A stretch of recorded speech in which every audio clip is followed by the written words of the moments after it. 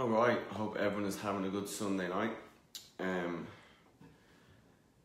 So today, or tonight, whatever you're watching, we're going to go over binge eating, okay? So this is one of the most common things that I will deal with clients I work with when it comes to weight loss, and one of the most common things clients will complain about is binge eating, okay?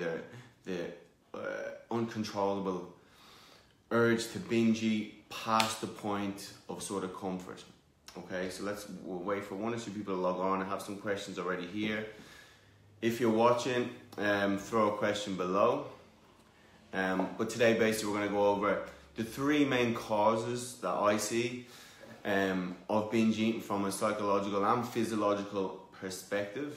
Okay, and three solutions you can take away. Okay, so again, if you have a question, post below. But otherwise, we'll get into it. Okay, so binge eating disorder is a psychological disorder. Now, what most people suffer with is it's not to that extent. Okay, just to make that seem clear. So normal binge eating is eating to the point past comfort in a lot of stages. Okay, and beyond the mean that you're trying to eat for satiety and fullness. So you're eating a large amount of food in a short period of time, way past the point of comfort, again to the stage of discomfort in a lot of time, and basically you can't stop. Okay, so the first cause that normally happens is so people will binge eat from an emotional eating perspective. Okay, so emotional eating and binge eating are very interlinked. That's why I usually think both in between. So when it comes to emotional eating, you feel a negative emotion, okay? And just like as if you put your finger on a stove or something hot, your first reaction is to take your hand away. So when, as humans, we're in the point that we feel discomfort, we feel a negative emotion, the first thing what we want to do is get ourselves out of that negative emotional state, okay? If we're feeling a negative emotion, food can act to take us out of that state, okay? Because food, it releases serotonin, especially processed food and junk food, the way it's naturally made, it releases serotonin and dopamine, which make us feel good. It's the happy hormones, and that's going to consequently make us feel better short term. Over time, when you keep doing this, so you feel a negative emotion, you feel whatever it is, sadness, stress, anger, whatever your trigger is, you eat a lot of food, okay, a lot of junk food, okay, you really binge on to the point that you're sort of eating away those feelings where you can't feel it anymore, to the point of discomfort, and it's masking those uncomfortable emotions. And then short term anyway, those negative emotions that you previously felt are gone, okay, they might be masked from discomfort of the food, all the food you ate, but temporarily gone. Over time, this becomes a habit, and obviously as you do it more and more and more, the habit gets stronger every time you do it, and eventually, once you feel that negative emotional state, stress, anger, whatever it is, anxiety, you'll go straight to what you've done before, and again, the habit becomes stronger and stronger. Okay, so that's the first thing what people look at. So it's a coping mechanism. Other people use sex, drugs, whatever is going to release that dopamine, sort of hit that pleasure pathway in our brain, okay, make us feel good. Number two, so the number two thing is problem that I'll see while people binge eat is they purposely try to not eat that food. Okay, so if we think about popular diets, ketogenic diets, low carb diets, whatever it is, it's actively trying not to have a certain food.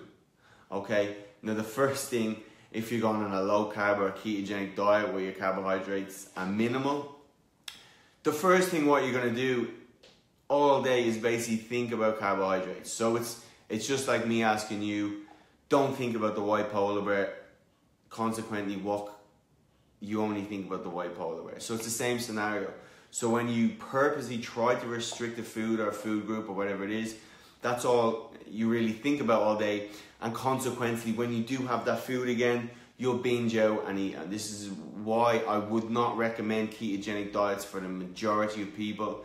Any sort of nutritional setup where you're telling someone not to have a certain food is going to backfire, okay? You can use self-discipline, self-control, motivation for a short period of time, but after a while, once you have your hand on that food, that physical restriction and mental restriction is going to accumulate, is going to cause you to binge eat. The third reason, okay, is your food environment. So, like we said, food scientists make these foods in a way where they hit the pleasure part of your brain, okay? So they hit the same part of the brain like drugs hit. Now, and this is where we hear that sugar is addictive. It hits the same part of the brain, but to a lesser extent. But it can still be counted as an addictive substance. Not usually sugar, but sugar and carbohydrates, or sugar and fats. The way these food scientists make all these foods, that's another topic altogether. But they make them in a way that hits the parts of our brain that causes us to purposely overeat on them. Okay, so if you're in a diet and you have a choice between a piece of broccoli and a piece of chocolate, your brain is going to scream to go for that chocolate all day. Has lots of calories, lots of things for survival. So it's hitting that survival mechanism.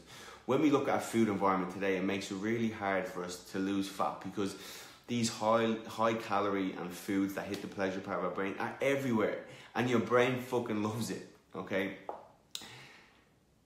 Now what can we do is, on that note, with the mechanisms that cause us to overeat, one of them is called the cost of food, okay? So if I have some Ben & Jerry's, some 500 calorie Ben & Jerry's in my fridge here, and I'm sitting on my couch over here a meter or two away, my brain basically thinks, okay, if I'm hungry, if I go and get that 500 calorie ice cream, I only have to expend 2 calories to go and get it. That's a massive win in regards to your brain. So it's going to increase the motivation to go and get that food. So it weighs up these things. Now, if I had to go and get that Ben & Jerry's from 2-3 k's down the road and I had to expend a lot of calories to get the same amount in, your motivation is going to be low because your brain's not really interested.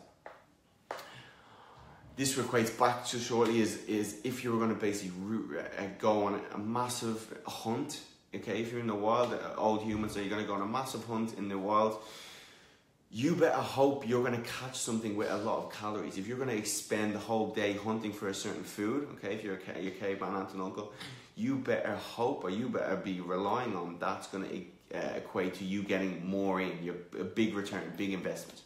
Okay, if you're going to hunt all day for a little bit of broccoli, your brain's going to tell you not to do it because it's not very smart on that part. Okay, so 3 solutions, what we can do. So the first one we went back to is emotional eating, okay? So you feel a negative emotion, we binge eat these foods, processed foods make us feel really good, and then routinely you feel a bit better, short term anyway.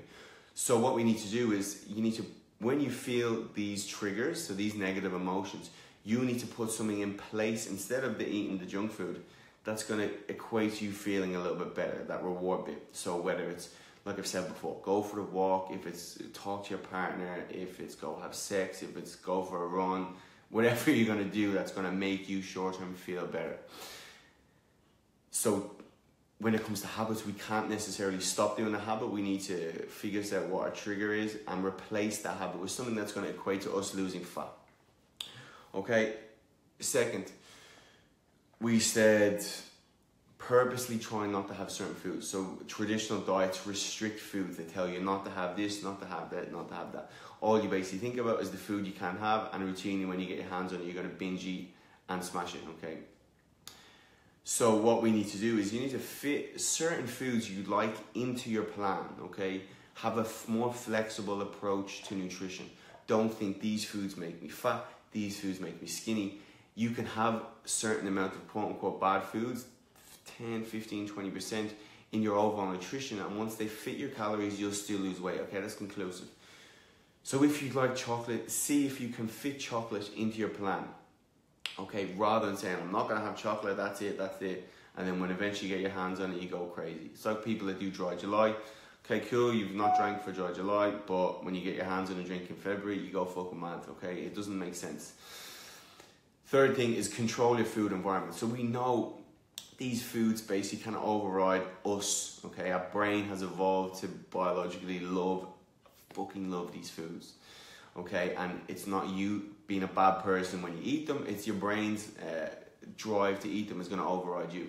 So control as best you can these high calorie, high palatable foods, i.e. junk foods that you have around you. Necessarily don't buy them, don't buy as many for your house. If you're at a desk in work, don't have them all out there. And control it as best you can, okay? If you have it in your fridge, have it in your house, have it in your desk, you're only increasing your likelihood of failure. To wrap up, and again, if you're watching and have a question, please throw it in, okay? Don't blame yourself personally when you binge eat, okay? It only makes the situation worse. So a lot of the time you eat because you're feeling bad. A short term feels better, but then long term you feel guilty and shame, and you actually feel worse long term, which feeds into that vicious cycle that you keep doing. So these foods, food science to develop these foods in a way, junk foods I'm talking about now, to basically override the parts of your brain that involved with self-control, motivation, self-discipline. So it's not you as a bad person when you eat these foods, it's your brain has evolved for millions and millions of years to want these foods. Okay, so take blame, take that out of it, and look at your plan strategically. And that should help. Okay, I hope this was of use.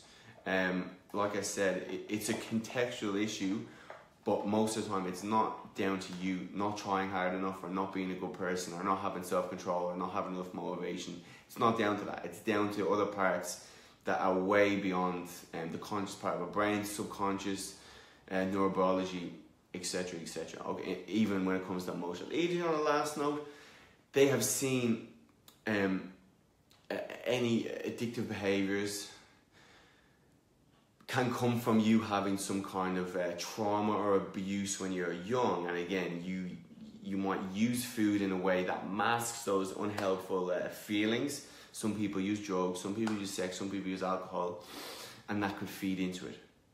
So, without confusing everyone, I want to show you it's a little bit more to it than simply eating less calories and exercising more. Yes, in theory that will work, but when we look at the complex nature of weight loss, I want you to think outside the box if you're currently having struggles with what I'm talking about. If you want any more info, please let me know, and I'd love if you share this with people that could help them, because I feel really bad working in a commercial gym and I'll see people stepping on the scales every day and they're fucking ducking ahead, and I can only help so many people. So even if you tag one or two of your friends in this and share this with them, and that was a help to them on the weight loss journey, and they could pass the information on, that will be worth me doing this video, okay? So again, if you just joined in, watch it back, hope you've got some useful out of it. If you have any questions, please let me know, and I will talk to you all soon.